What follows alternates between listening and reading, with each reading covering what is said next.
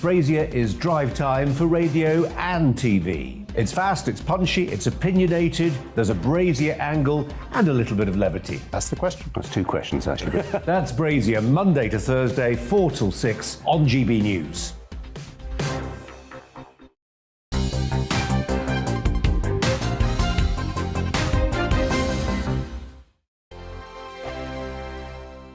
Hello, I'm Michelle Dewberry and you can join me every weekday 6 till 7 on Jubes & Kerr. Me and my panel will get stuck right into the day's events and I can tell you, in fact, I can warn you, expect some robust debates, some strong opinions and perspectives from both sides of the fence. It's about you at home as well. I love to read out all of your comments, or at least as many as I can. So join me, Michelle Dewberry, Monday to Friday, 6 till 7 on Jubes & Kerr.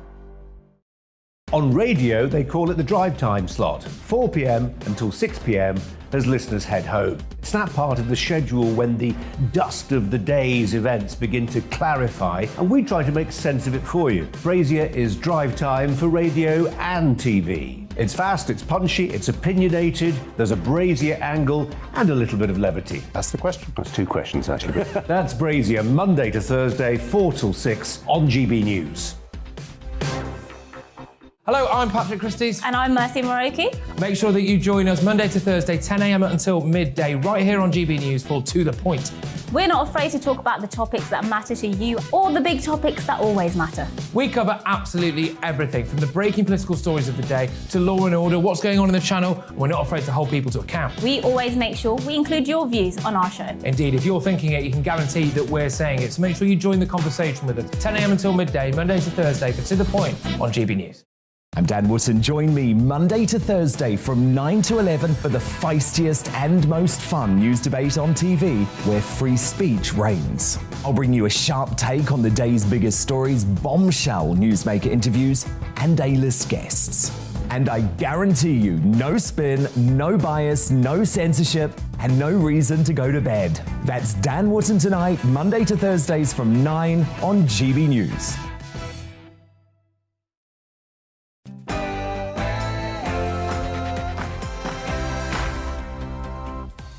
And welcome once again to On the Money, where we're focused on the cost of living crisis, helping you to beat the squeeze.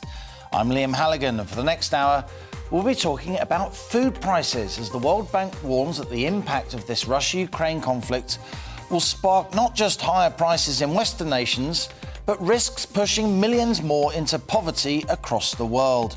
We're also discussing the ongoing cladding scandal, and we meet one of Britain's leading startup gurus. All that and more on The Money after the GB News headlines with Rosie Wright.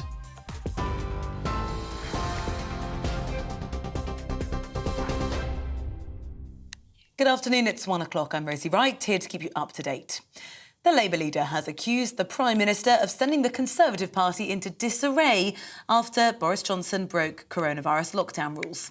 At Prime Minister's question, Sir Keir Starmer said the party of Churchill has been reduced to shouting and screaming in defence of a lawbreaker and called on him to resign. Boris Johnson reiterated his apology for breaching coronavirus rules by attending a party in the Cabinet Office during lockdown. Professor Neil Ferguson broke the rules. He also resigned. The Prime Minister said that was the right thing to do. The former Health Secretary broke the rules. He too resigned. The Prime Minister tried to claim he sacked him. Why does the Prime Minister think everybody else's actions have consequences except his own? I thank the right honourable gentleman. I feel he's in some kind of Doctor Who time warp. We had this conversation yesterday, Mr. Speaker, and I've explained why I bitterly regret receiving an FPN. I apologise to the House, but he asks about the actions for which I take responsibility, and I'll tell him we're going to get on with delivering for the British people. WikiLeaks founder Julian Assange has been formally issued with an extradition order to the US by Westminster Magistrates Court. The 50-year-old is wanted in America over an alleged conspiracy to obtain and disclose national defence information. He has always denied the allegations. After just a 7-minute hearing, the case will now be sent to the Home Secretary Priti Patel to decide whether it should be approved. More than 5 million people have fled Ukraine since Russia launched its attack on Ukraine. That's according to the UN Refugee Agency.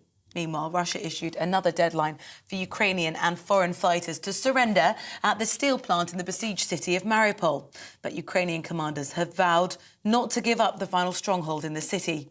Ukraine's Deputy Prime Minister says they've reached a preliminary agreement with Russia to open a humanitarian corridor for the first time in 3 days.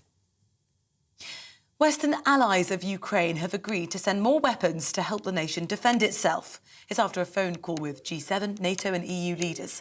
Well, the UK, Germany and Canada have all pledged to send heavy artillery support to Ukraine. Despite Russia's withdrawal from the north of the country, the UK's Ministry of Defence has warned there is still a risk of strikes against what they're calling priority targets throughout Ukraine. A man's been given a suspended sentence after admitting to sending a grossly offensive video of a model of Grenfell Tower being burnt. Paul Bussetti pleaded guilty at Westminster Magistrates Court to filming the footage at a bonfire party in November 2018 and then sharing it within WhatsApp groups. He's received a 10-week jail sentence, suspended for 2 years. Prince Harry says the Queen was on great form when he and his wife Meghan visited her in Windsor last week. Speaking to NBC News Today programme, the Duke of Sussex said he wanted to make sure Her Majesty was protected. It was just so nice to see her. You know, she's on great form. She's always got a great sense of humour with me, and I'm just making sure that she's, you know, protected and got the right people around. Well, you make her laugh. That's what she always says. Did you do it again? Yes, yeah, I did. Both Meghan and I had tea with her, so it was really nice to catch up with her. And you know, home for me now is you know, for the time being, it's in the States. The full interview will air later today on NBC News' Today programme. Now, a man's been jailed after touching speeds of up to 150 miles per hour during an 80-mile police pursuit. Video footage has been released showing a banned driver in a police pursuit stretching from Bedfordshire to the West Midlands. 25-year-old Saeed Reza has been jailed for 4 years and 2 months. Users of self-driving cars could legally be allowed to watch TV and films behind the wheel under proposed changes to the Highway Code. The Department for Transport says the new laws would make insurance companies, rather than individuals, liable for accidents while the self-driving vehicle is in control. The updated code will make it clear that drivers must be ready to take back control of vehicles when needed. You're now up to date on GB News. I'll bring you more as it happens. Now let's head over to Liam for On the Money.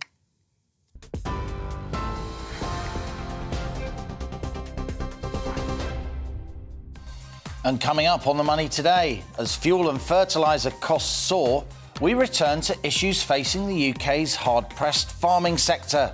The cost of producing food is spiralling, pushing up prices in the shops. But now the World Bank is warning the impact of soaring food costs will be felt most acutely across Africa, the Middle East and other parts of the developing world.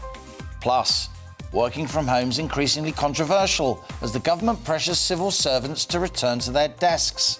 After more than half of us worked from home during the pandemic, has traditional office life changed forever?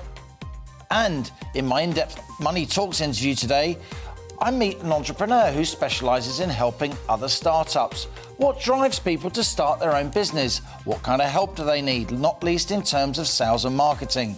We meet James Ricks, co-founder of Crowdify Global. That's later in the show. And as ever, I want your questions, opinions, ideas. What do you think of the issues raised in today's On the Money? How do they impact you? Email us gbviews@gbnews.uk or tweet @gbnews. But stay with us because this is GB News on TV and radio. I'm Liam Halligan and you're on the money.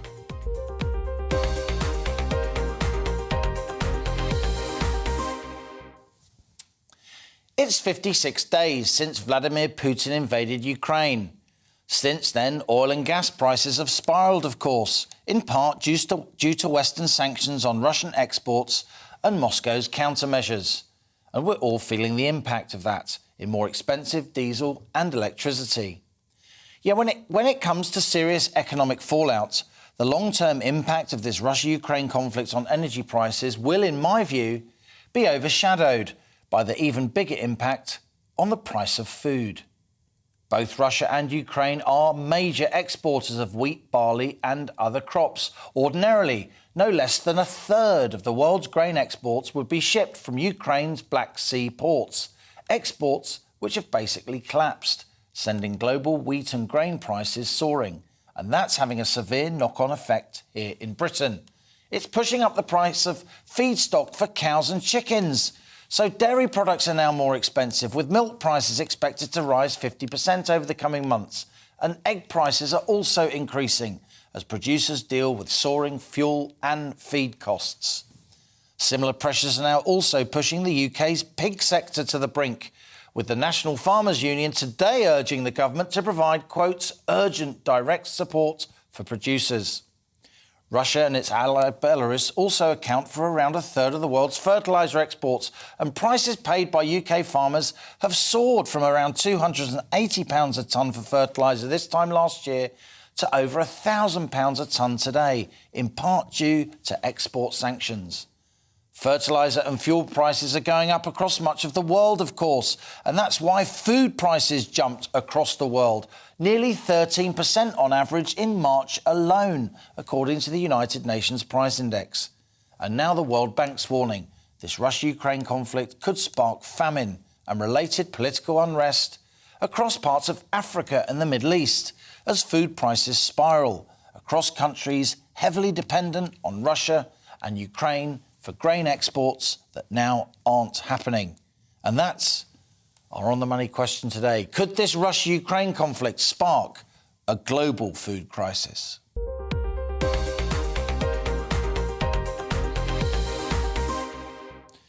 Grown-up conversations with people who really know their stuff. That's what we do here on The Money.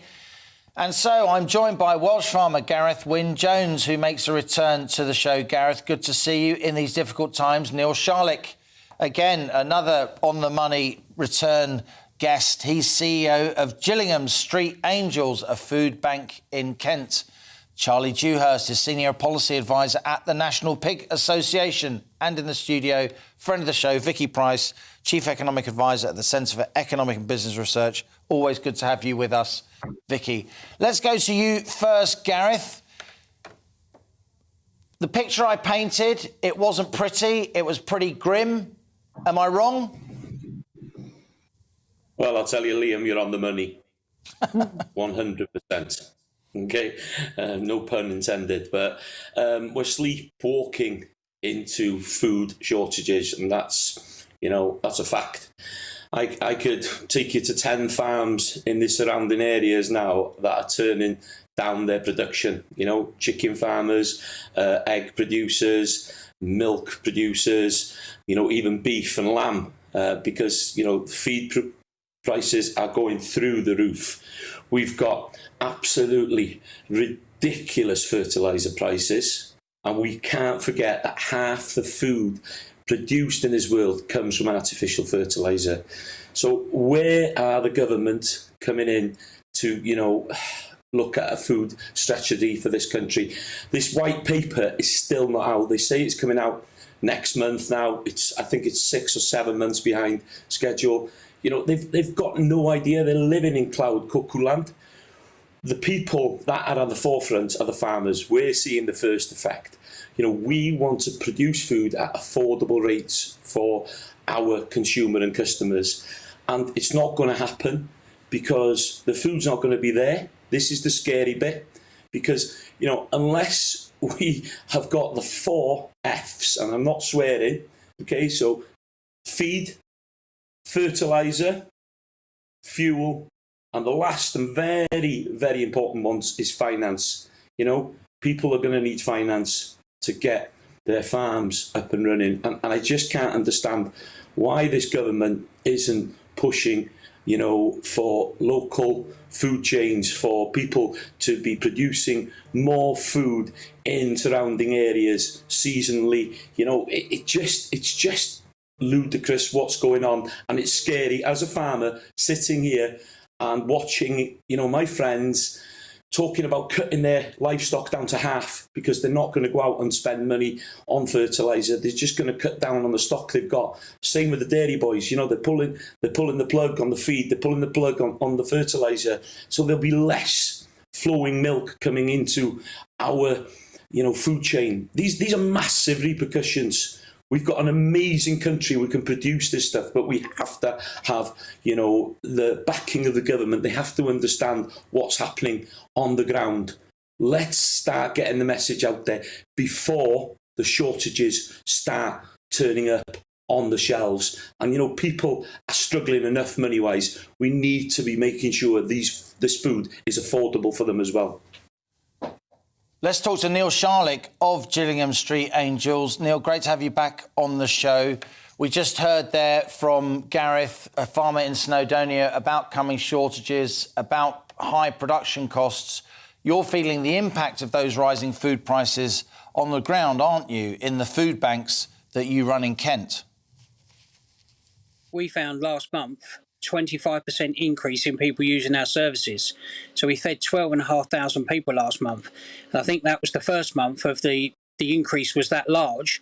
I think it's going to get worse. I'm getting reports every day from the food bank saying to me we're just struggling to get enough food. We're quite lucky that we've got local supermarkets, local farmers that supply stuff to us. One of the local supermarkets that we do use, we're lucky that give us a large donation every day, is 4 pallets of food. That's the size, and that's just through one town in the Medway towns. We've got 3 towns. That's just one area we're feeding. Again, one of the farmers we're lucky to have an egg farmer locally. He's saying he can't afford to feed, so he gives us a couple of 1,000 eggs a week. He's saying he's talking about closing down, just shutting. People are just struggling all round. It's getting to the point of I don't know where we're going to go. Even fuel for us, we've still got to, turn the gas, turn the electric on in the buildings. We've got fuel in the vehicles to go get the food, to deliver the food. It's just becoming a struggle all round. My hair's already grey. It can't go any other colours. It's just a struggle. It's painful, really. A little bit of grey on your beard as well, with all due respect, Neil. I've been there myself. Let's turn to you now, Charlie Dewhurst. We're focusing on farming in general, but the National Pig Association has today, along with the National Farmers Union, written to the government urging them to provide urgent and direct support. It strikes me, Charlie, that the big picture is just when we're talking about the need for more food security in the UK farmers, UK livestock producers are being forced to produce not more, but less. You're spot on. It's been an incredibly challenging 12 months or 18 months for the pig industry. They had a very tough 2021. In the last quarter of last year, your average pig farmer was losing £39 per pig. In the first quarter of this year, that's risen to over £50 a pig. That isn't sustainable. We've lost in excess of 10% of the industry already. We could easily lose another 10% in the coming months, and that's why we've called for this urgent financial support. Businesses are simply not going to be solvent for much longer. Vicky Price, turning to you. In a previous life, you were the most senior economist in Whitehall in the civil service. You sat in on many very high-end policy discussions. There will be discussions going on across senior parts of the civil service now, won't there, about UK food security and indeed about the impact of these spiralling food prices on global food security, on geopolitics, on, terrorist threats.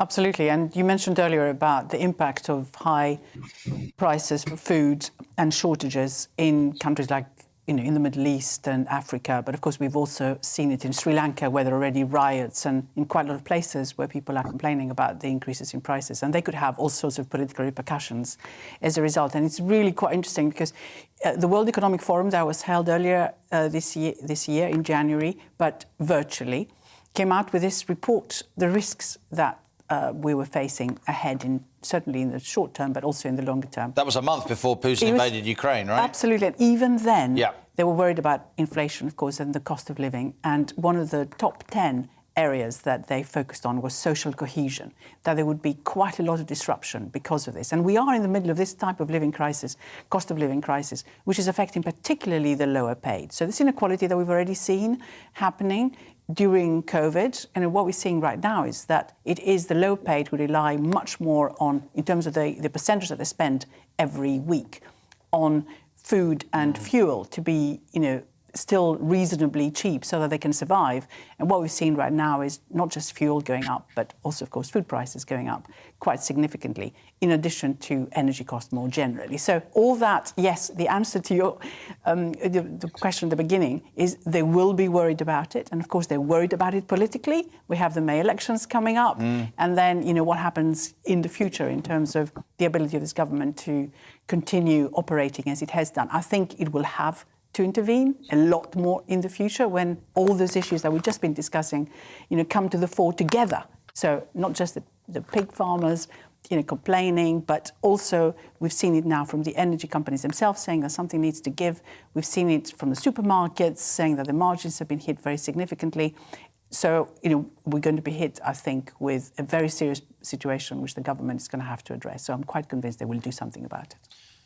Vicky, that's very well put. We will carry on this discussion after the break. All I can say is I'm listening to Vicky Price, a noted economic expert. I'm listening to Gareth Wynne-Jones, a farmer. I'm listening to Neil Sharlick. I'm listening to Charlie Dewhurst of the National Pig Association. This is a really serious discussion about food security in the UK, food security across the world. And yet Westminster is absolutely fixated on ongoing bun fights between politicians. It makes my blood boil. This is On the Money with me, Liam Halligan. We will keep this discussion going after the break. Stay with us.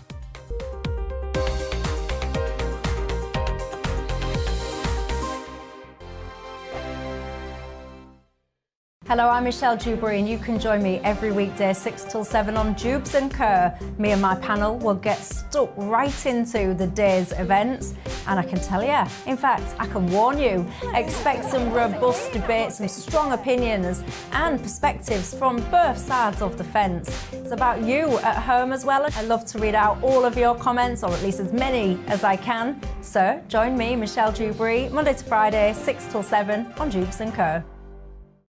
On radio, they call it the drive time slot, 4 p.m. until 6 p.m. as listeners head home. It's that part of the schedule when the dust of the day's events begin to clarify, and we try to make sense of it for you. Brazier is drive time for radio and TV. It's fast, it's punchy, it's opinionated, there's a Brazier angle and a little bit of levity. That's the question. That's two questions, actually. That's Brazier, Monday to Thursday, 4 till 6 on GB News. Hello, I'm Patrick Christie's. And I'm Mercy Moroki. Make sure that you join us Monday to Thursday, 10 a.m. until midday, right here on GB News for To The Point. We're not afraid to talk about the topics that matter to you, or the big topics that always matter. We cover absolutely everything, from the breaking political stories of the day to law and order, what's going on in the channel. We're not afraid to hold people to account. We always make sure we include your views on our show. Indeed, if you're thinking it, you can guarantee that we're saying it. So make sure you join the conversation with us, 10 a.m. until midday, Monday to Thursday, for To The Point on GB News. I'm Dan Wootton. Join me Monday to Thursday from 9 to 11 for the feistiest and most fun news debate on TV, where free speech reigns. I'll bring you a sharp take on the day's biggest stories, bombshell newsmaker interviews, and A-list guests. And I guarantee you, no spin, no bias, no censorship, and no reason to go to bed. That's Dan Wootton tonight, Monday to Thursdays from 9 on GB News.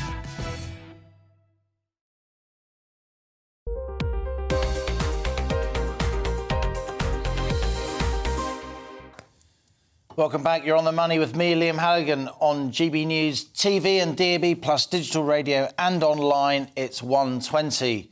Well, the war in Ukraine is rumbling on and fertiliser and fuel prices are soaring across much of the globe. This is causing food prices to jump. They rose 13% in March alone on average across the world, according to the United Nations Price Index. And today we're asking, could the Russia-Ukraine conflict spark a global food crisis as the World Bank warns of millions being pushed into poverty across the developing world by these spiralling food prices? I'm still with my expert panel. We're focused on the UK. We're talking about what's happening in the UK in a global context. Gareth Wynne-Jones is a farmer in Snowdonia. Gareth, before the break, you spoke very passionately about what's going on in your sector. Do you think the political and media class get it? What's it going to take to make them understand the urgency of these food security issues that we face, even in a wealthy, advanced country like the United Kingdom? We need, Liam, a farming food revolution in this country, and we need it now. Welsh Government are talking this moment about planting trees on 10% of our land in Wales. It's absolutely crazy. We need food security for ourselves. We can't be dependent on other countries. We're 60%, self-sufficient. Let's make it 80 and 90% or even 100%. This is what government should be targeting. They should be backing farmers to be producing more food in this country to feed our nation affordably. And we can do it, If they were throwing that money towards trees, why don't they throw them towards a few polytunnels and greenhouses so we're not shipping it all down from the Almira and we're growing our own tomatoes here. We're putting solar panels on industrial buildings and then we can produce electric to feed these tomatoes and these cucumbers. We can do this. We've got the technology, we've got the skill set, we've got the people. It's just that government don't even see it. And do you know what? It's a scary thing that this is not just going to hit the UK. This is going to be a global crisis. There's no doubt in my mind. We're just scraping the top here now. It's absolutely touching it. Once, we get into August, September, we'll start seeing big problems. The production of what the Ukraine were doing, wheat, sunflower oil, we're getting a touch of it now. But, they're not in the fields at the moment planting.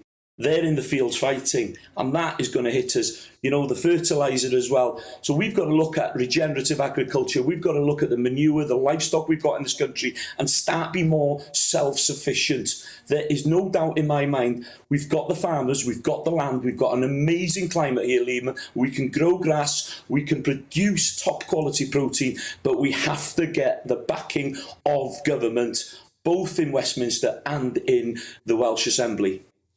Neil Sharlick, you are CEO of Gillingham Street Angels, a food bank down there in Kent.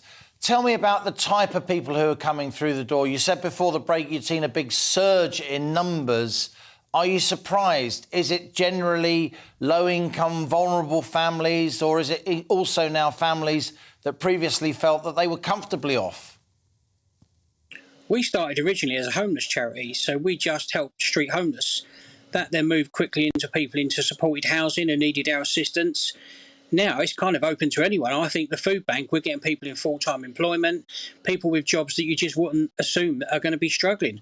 I think it's going to get worse and worse. I think the people that are going to come to us are going to get to more of a desperate state, and it's quite a lot of people still got a bit of a stigma about going to a food bank. We have a shop. It used to be a shop and it's now open up as it's almost like a free market. People can just come along and take food, but it's still very embarrassing. And it's a 45-minute queue to get the food. The whole thing is it's grim. It's grim for people. It's grim for their mental health. It's grim for their well-being. It's what kind of food we can get. We try our best to supply healthy food to people, so meat, vegetables, fruit. But even the cost of that, it's a huge cost. It's a never-ending problem. I really think we're going to struggle to get out of this. I think unless someone steps in quickly. There's the talk of the World Bank now putting this money into. But is that going to get to the front line, or is it going to be spent on people doing surveys and working out graphs? It's just not. It needs to go to the front line to the people who really need it, the people on the ground who do the work. Well said, Neil Sharlick. Charlie Dewhurst, you are of the National Pig Association. You've written with the NFU, the National Farmers Union, to the government today seeking urgent direct support. What could happen to Britain's pig industry? Pork is a hugely important source of protein. What could happen to our long-standing, well-established pig industry in the UK, given these escalating feed costs, fuel costs and all the rest of it? Well, pork isn't just a popular meat, it's also a very affordable meat compared to many others you'll find on the supermarket shelves, and it's therefore a really important part of people's weekly shop. Now, what we're going to see is, as we've said already, 10% of the industry is already contracted. It could contract even further. We are already in danger of just offshoring more and more pork production. All that will happen in future is we're importing more, produced at lower welfare standards than we would expect. And it doesn't benefit anyone. It's fewer jobs, it's poorer food security, and ultimately just disaster for British farming. So we need that urgent support. It's just a quick fix while we get ourselves back on our feet, while the markets sort itself out. We've seen support in Scotland, in Northern Ireland, direct support for pig producers there. We've seen €7 million for producers in the Republic of Ireland. And across Europe, countries have been looking to financially support their pig industries. We need something very similar here, otherwise the industry will be decimated. Politicians are a bit distracted, Charlie. Do you think they get it? I think they do on the whole. I think, to be fair to DEFRA, they've been relatively supportive over the last 12 months. They've done quite a lot to try and support the pig industry specifically, but we didn't foresee, obviously, what has happened in Ukraine. That has added a huge amount of financial pressure onto an already very struggling industry. So really now, we need to move away from some of the measures were taken earlier to try and relieve the processing side of the supply chain and look directly at the farmers, accept how badly they are struggling, and take urgent action to support them.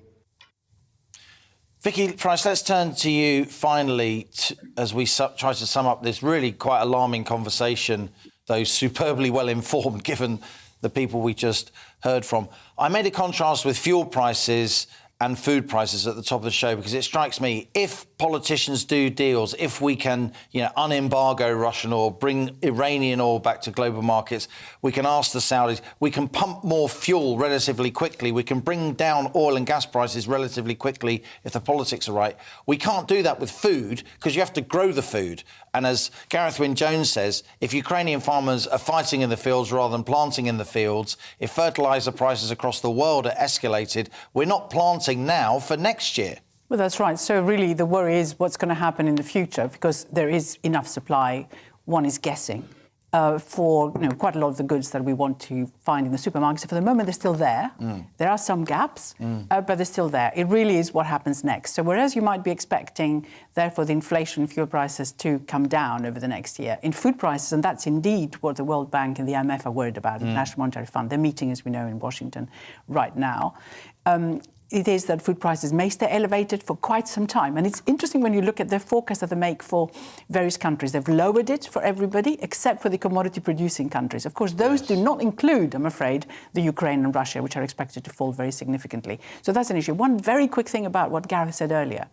Our Welsh farmer. Yeah. Yes, it's a conflict between environmental concerns and food concerns. The two do not need to be incompatible, but indeed there is this push to, and the money that was coming from the EU is now, not quite coming as fast from the UK government as the farmers would wish. That's what my understanding is on that.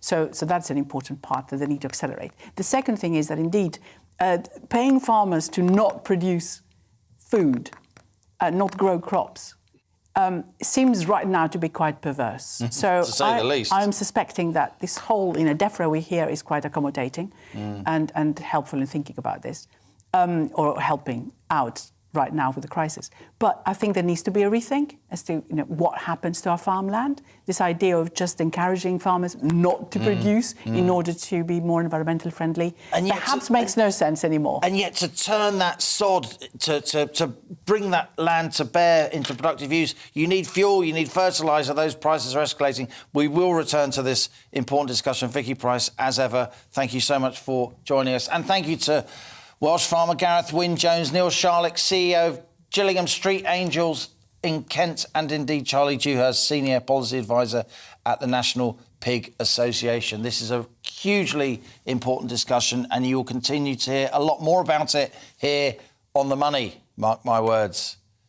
And now, the cladding crisis has been a major housing issue around the country ever since the Grenfell Tower disaster in 2017. That ghastly incident highlighted the thousands of buildings across Britain were clad in dangerously combustible materials. Housing Secretary Michael Gove has announced developers have pledged a combined investment of £5 billion to remove that dangerous combustible cladding.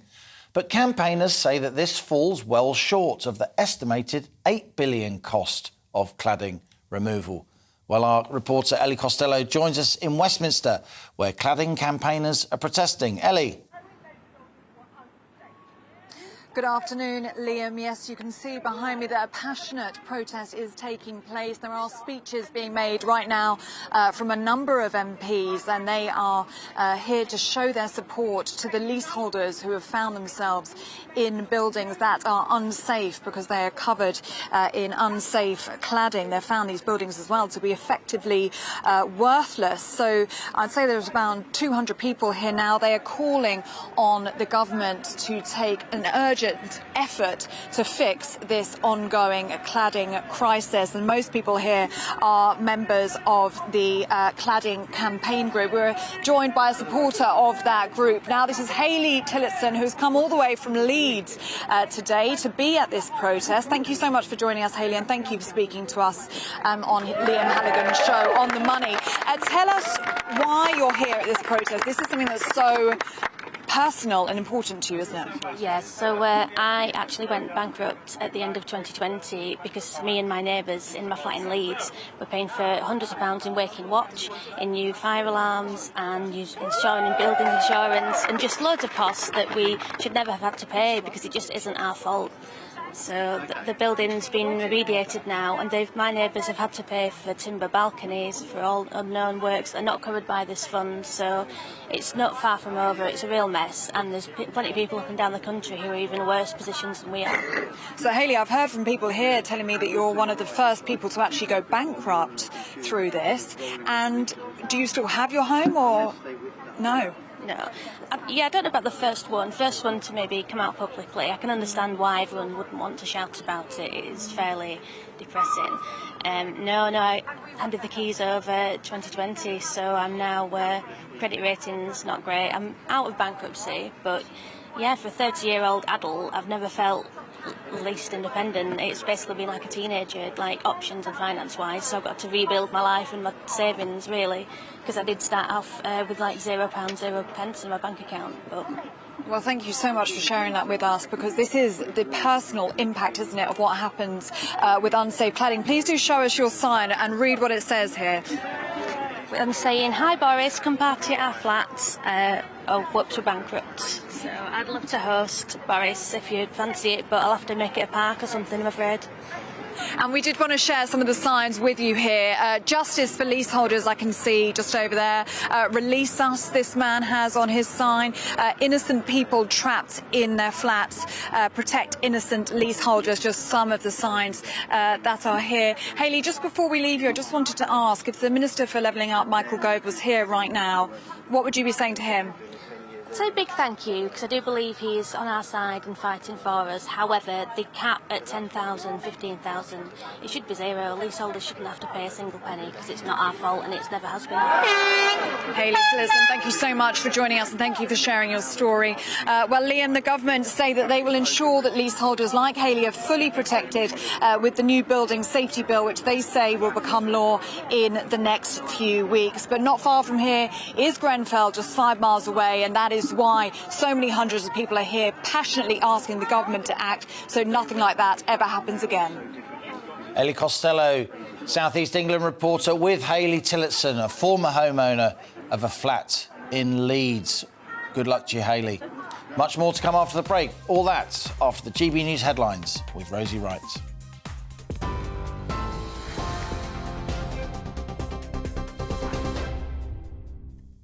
It's 1:36. I'm Rosie Wright, here to keep you up to date on GB News. The Labour leader has accused the Prime Minister of sending the Conservative Party into disarray after Boris Johnson broke coronavirus lockdown rules. At Prime Minister's questions, Sir Keir Starmer said the party of Churchill has been reduced to shouting and screaming in defence of a lawbreaker and called on him to resign. Boris Johnson, though, hit back, reiterating his apology for breaching COVID rules when he attended that party in the Cabinet Office during lockdown. More than 5 million people have fled Ukraine since Russia launched its attack. That's according to the UN Refugee Agency. Meanwhile, Russia issued another deadline for Ukrainian and foreign fighters to surrender at the steel plant in the besieged city of Mariupol.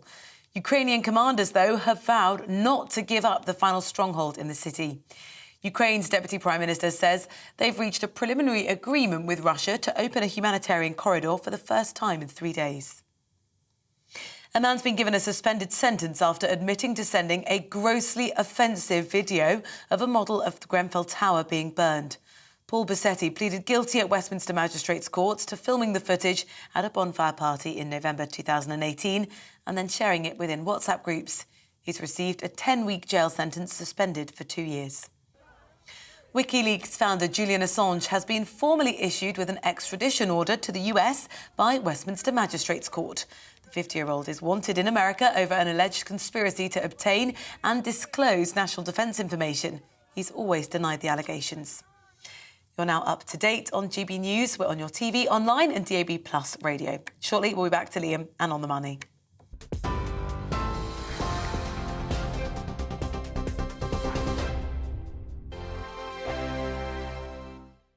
Hello, I'm Michelle Dewberry and you can join me every weekday 6 till 7 on Jubes and Kerr. Me and my panel will get stuck right into the day's events and I can tell you, in fact, I can warn you, expect some robust debates, some strong opinions and perspectives from both sides of the fence. It's about you at home as well. I love to read out all of your comments, or at least as many as I can. So join me, Michelle Dewberry, Monday to Friday, 6 till 7 on Jubes and Kerr. On radio, they call it the drive time slot, 4 p.m. until 6 p.m. as listeners head home. It's that part of the schedule when the dust of the day's events begin to clarify, and we try to make sense of it for you. Brazier is drive time for radio and TV. It's fast, it's punchy, it's opinionated, there's a Brazier angle and a little bit of levity. That's the question. That's two questions, actually. That's Brazier, Monday to Thursday, 4 till 6 on GB News. Hello, I'm Patrick Christie's. And I'm Mercy Moroki. Make sure that you join us Monday to Thursday, 10 a.m. until midday, right here on GB News for To The Point. We're not afraid to talk about the topics that matter to you or the big topics that always matter. We cover absolutely everything, from the breaking political stories of the day to law and order, what's going on in the channel. We're not afraid to hold people to account. We always make sure we include your views on our show. Indeed, if you're thinking it, you can guarantee that we're saying it. So make sure you join the conversation with us, 10 a.m. until midday, Monday to Thursday, for To The Point on GB News. I'm Dan Wootton. Join me Monday to Thursday from 9 to 11 for the feistiest and most fun news debate on TV, where free speech reigns. I'll bring you a sharp take on the day's biggest stories, bombshell newsmaker interviews, and A-list guests. And I guarantee you, no spin, no bias, no censorship, and no reason to go to bed. That's Dan Wootton tonight, Monday to Thursdays from 9 on GB News.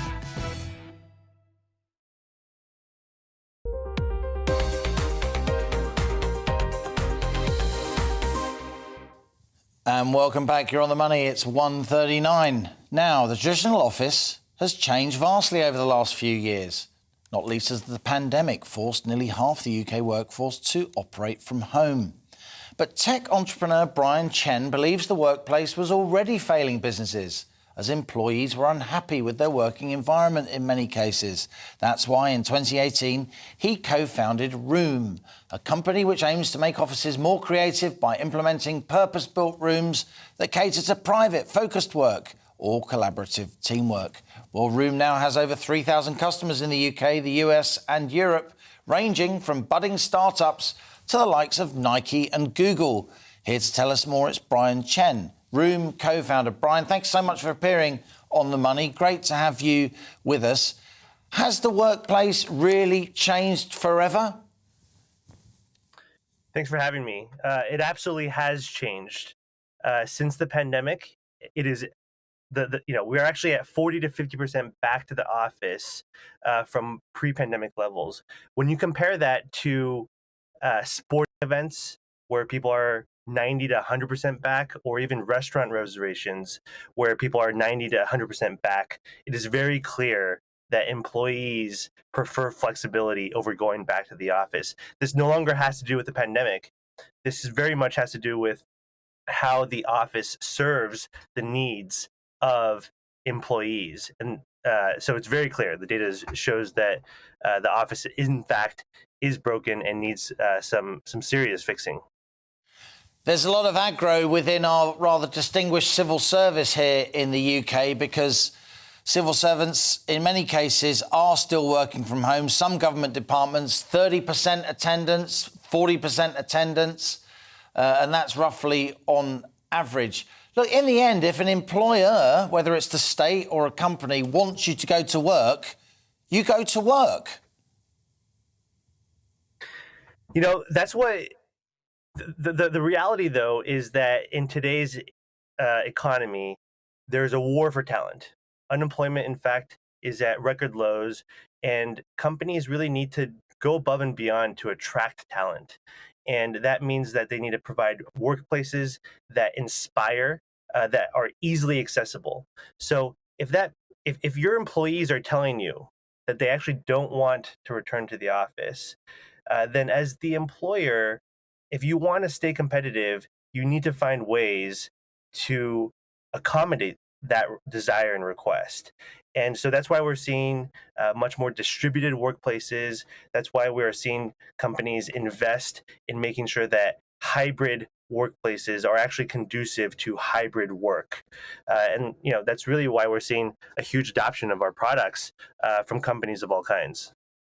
Now, your company, Room, which specialises in providing redesigns, modifying offices so they're more attractive, to what extent do you think that really drives whether or not somebody wants to come to work? Isn't the decision about whether or not you want to go to work more about the journey, the hassle of commuting, how long it takes to get home? Or would you argue, Ben, that the actual physical environment you work in can tip the balance?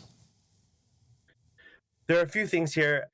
For sure, the workplace that you go to needs to be inspiring such that it is worth the hassle, right?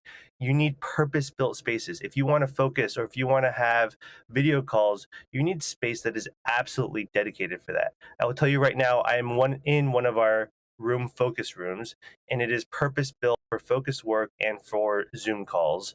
And it's a great, comfortable place. It's certainly better than the bedroom in my apartment. That is a reason for me to come into the office. Yeah. So if you don't have a very clear reason for your employees to go into the office, then they're not going to endure that hour-long commute or whatever it might be. But the second thing that's really important is that companies actually need to start thinking about the office as more than just a centralized headquarters.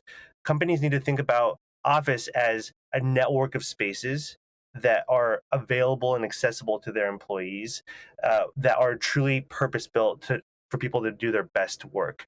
This means thinking through satellite offices, working with co-working spaces, flexible office providers to provide easy access. And our products also facilitate the easy spin-up of those accessible spaces. So there are, in fact, a number of things that companies need to be doing to make sure that their employees are excited, inspired to go back into the office. Brian, more power to your elbow, as we say on this side of the Atlantic. I actually think the productivity gains that we're told of working from home are overstated. I think there are many industries, not least the media, creative industries, where actual physical presence is vital to work, vital to the creative process. But there are other maybe sectors where it isn't. I guess what I'm getting at is, isn't there a danger we're going to develop a sort of class-ridden system, a two-tier workforce where some people have all the convenience of working from home, but others have to turn up to work? And of course, if you're in manufacturing, if you're in many customer-facing service industries, you have to go to work. You know, at the end of the day, we need to make space for employees where they can do their best work. And every job is different. Some jobs really do require you to be in the office 9 to 5, Monday to Friday. But I think what we've learned during the pandemic is that that is not the universal answer to all types of jobs. And so if you are an employer where you are hiring, where you need to recruit and retain knowledge workers, then you have to come to terms with the fact that employees actually don't want to be back Monday to Friday, 9 a.m. to 5 p.m. When it comes to a two-tiered class kind of like worker system, I think that's actually a really important consideration that we need to be thinking about. We actually just last month, there was a study from Ezra, a digital coaching provider, that showed that 35% of office workers in Britain prefer flexibility over a promotion. That is a staggering number. So what you have is that you have employees who prefer that work from home flexibility over career advancement. Now, the reason why I say this is important for thinking about two-tiered systems is when you think about who is more inclined to work from home, that oftentimes is working mothers, it's people with families, it's people who live further away from central business districts. So what does that do to diversity and inclusion for companies? If you don't think about how to make hybrid workplaces work and function well and to accommodate the needs for knowledge workers of all types, then you are going to implicitly start leaning into some discriminatory practices. And that's something that I think all business leaders should be thinking about. Brian Chen, I really enjoyed that discussion. Very, very interesting. You are the co-founder of Room, and we were discussing a really important issue, the future of the workplace, an issue that combines politics, business, economics, culture, family. Brian Chen, thank you so much for joining me here on The Money. And it is now time for my daily interview series, Money Talks. And I'm joined by James Ricks today. He's a serial entrepreneur. He's co-founder of Crowdify Global. James threw himself into business age 16 and has founded and invested in many companies, including Crowdify Global. This is an agency that delivers marketing solutions for fast-growing firms, startups, and even a number of so-called unicorns. These are companies, they're not mythical, which have grown quickly from startup to $1 billion plus market valuation. James is also a member of the Entrepreneurial Organisation UK, which has recently launched the 10,000 campaign to help Ukrainian refugees. And here he is in the studio, James Ricks. He is my latest guest on Money Talks.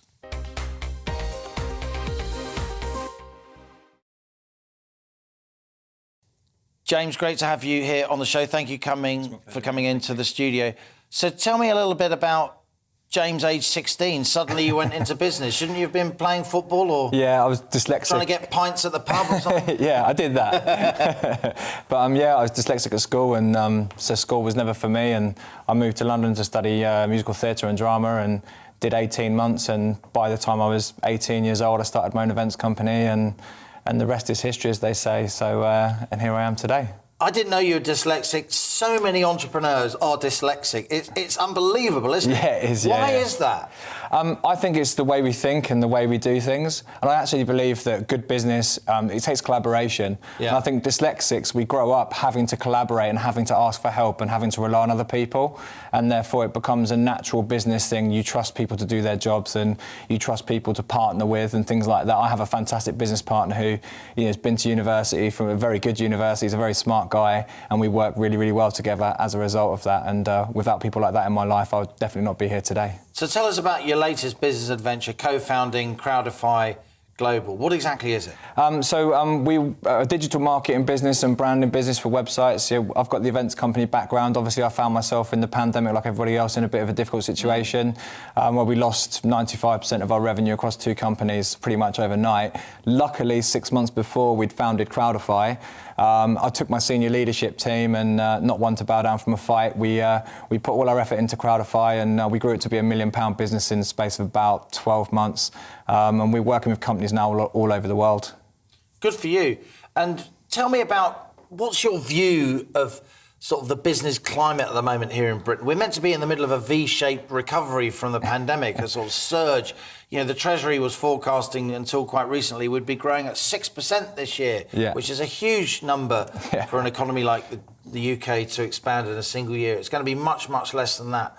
What are you seeing out there on the business front line? We often report things here on The Money which are pretty tough. Consumer issues, cost of living crisis, But is there good news out there? Are you seeing wealth being created? Are you seeing jobs being created? I'm certainly seeing jobs being created. I think we sit in a really interesting position. I think as a business owner now, I've got 5 companies. I sit in different fields, and so I'm seeing different patterns. I think it's very easy for a business owner to make an assumption based upon one industry or upon one pattern. I'm seeing a lot of new startups. I'm seeing a lot of smart people with smart ideas, just like the gentleman you just had on your show about his work from home / office hybrid type product. And then I'm seeing consumers start to get confidence. I think we're missing tourism in a big way. I think any business in tourism is still suffering. I think the idea that restaurant bookings and hotel bookings and things are at 90% is Town centres are still a bit slow, aren't they? I totally because agree people with that. are working from home. That's correct, yeah. And then we're seeing businesses patterns change. You know, Aprils and Mays are traditionally busy. You're seeing a lot of people, Easter holidays. The central London wasn't very busy this year. The events and things we had going on in central London weren't busy, and yet the things out of town, on the Brightons and the Bournemouths and the Southamptons, they were very busy. There's a lot of British people going to the coast still and not going abroad, and then people taking advantage of finally going abroad after being locked down for such a long period of time. So it really is an interesting landscape at the moment if you're a business owner. So there's positive business sentiment trying to burst through. Correct. In general terms, it's great because you are involved in so many different businesses, and to get your perspective on this, in general terms, what do you think about the business climate the government's creating in terms of taxation levels, regulation? Could they make life easier for you? Should they? I think they could definitely make life easier for us. You know, the idea that the employer's NI is going up and corporation tax is going up, it just puts more pressure on the employer, especially at a time when employees are looking to business owners at a time of inflation and looking at us for potential pay rises and opportunities within the businesses. It's very hard for us to employ more people, to put out pay rises when we've got debt hanging over our heads from COVID, from bounce back loans, and some businesses had to get alternative loans out. We're still under a lot of pressure, and I think it's very easy at the moment to sort of 6 months in of, let's call it the good times. I daren't put that name to it, but yeah, let's go for it, and forget that actually December we were having a COVID problem, and now April everything's starting to look a lot rosier. We're still under an awful lot of pressure, and I think business owners, we're going to be under that pressure for 3, 4 and 5 years, and I'm one of the lucky ones. I came out of it with 2 new companies and in a position that we're bigger than we ever were before. However, there's a lot of business owners, but even then I have an amount of debt to manage and a awareness of the future that at any point I could potentially be closed. Just tell us at the end, James, about what you're doing, what British entrepreneurs in general are doing when it comes to Ukraine. So I'm a member of the Entrepreneurial organisation, and we moved really, really quickly. We're a global network of 7-figure plus owners of businesses, and we moved very, very quickly to set up a delivery channel into Ukraine for aid. So I set up a hub from my office where you can deliver stuff to my office in Islington. We repack that for you. We take that out. We put that onto lorries at Brothers Parcel Post in Maidstone, and that goes out to Lviv in Ukraine, and then is distributed from there. And so far, we call it the 10,000 campaign because we're trying to put together 10,000 items of different products: toothpaste, toothbrushes, head torches, water bottles. Just as much as we can get our hands on. We've done about 5 van loads so far, although Brothers Parcel Post are this doing... is all donated products, all donated products, yeah. Last week, for example, we had a pharmaceutical business give us 5,000 ibuprofen. We've had Pampers, we've had wet wipes, we've had toothpaste, we've had just about baby food. All these things are really needed, and the crisis in Ukraine, 5 million people now. I mean, what a number! And in our lifetime, it's I think business owners, we have the opportunity to step up and utilise our networks as best we can. And many hands make light work. If everyone donates 1 tin of food, we can get an awful lot of food over to Ukraine to help those people. James Ricks of Crowdify, it's been great to talk to you. Thanks for being my latest guest on Money Talks. James Ricks there, what an inspiring young man. That's all we've got time for today. Thank you so much for joining me this afternoon. This is GB News. I'm Liam Halligan, and that was On the Money. Hello, I'm Luke Mile with your forecast, and we've got plenty of fine and sunny weather to come over the next few days, and for this time of year still fairly warm as well. Now the reason for that is we've got high pressure centred just over Scandinavia, but it's still close enough to the UK, keeping these weather fronts out in the Atlantic at bay, and there's very little wind across the chart at the moment as well, with those isobars spread out, so lots of fine and settled weather. So through the rest of Wednesday, as you can see, a lot of sunshine to come for most of us. There will be some fair weather cloud bubbling up across parts of England and Wales through the day. That may just spark 1 or 2 showers for South Wales and the southwest, but for most of us, it's set fair through the day. And temperatures could reach 20 degrees today. That's 68 Fahrenheit. Now, we will see a little bit more cloud filtering in across the east coast of Scotland. Low and misty cloud here as well, so a fairly grey picture to come here. But otherwise, for most of us overnight, it's set fair as well. You can see these weather fronts staying well out towards the west. So for some of us, a little bit of mist and fog forming overnight. A chilly one as well. Temperatures getting down to low single figures in rural spots. Could be a touch of frost across Scotland and northern England. But that does set us up for another largely sunny day through Thursday. Fair weather cloud will bubble up at times through the day, and the sunshine may be turning a bit hazier down towards the southwest. I think through the afternoon we may see a bit more cloud developing across the central part of England and Wales, but for most of us, once again, it is set fair. Those temperatures doing pretty well for the time of year, but notice that easterly breeze developing along those eastern coasts, and that is going to make it feel colder here, and we could see some low cloud drifting in at times too. More especially then as we go through Thursday night and into Friday, more of this low misty cloud pushing its way in off the North Sea. Those easterly winds strengthening, so more of us will see cloud as we head through Friday, especially across eastern and southern parts. I'll see you soon. Take care.